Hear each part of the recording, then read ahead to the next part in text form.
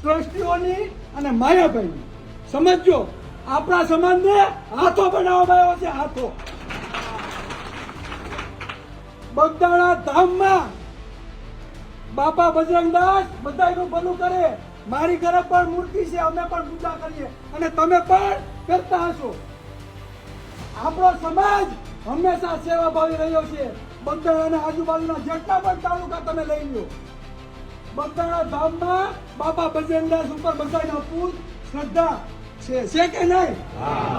એટલે 80 થી વધારે મંડળો છે અને દર વારે વાળા છે ને સેવા કરવા જાય છે. જાય છે કે નથી જતા?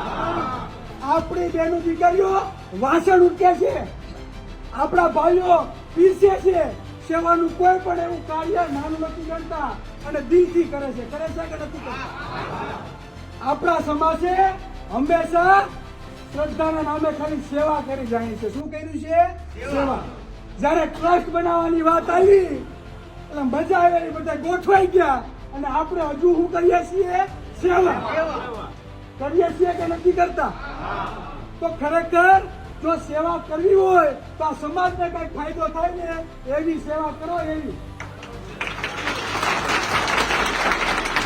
આ તો સેવા આપણે કરવાની, મેવા ખાવાના બીજાને અને ધોકા ખાવાના કોને?